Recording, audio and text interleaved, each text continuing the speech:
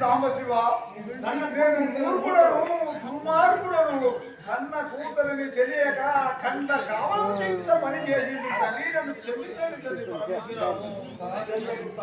స్వామి నా భర్త అభిమానంతో చేయించి ఓటు చేసుకున్నాను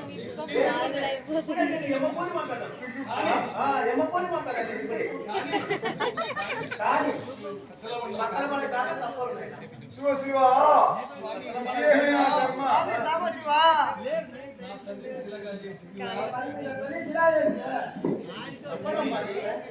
తప్పదు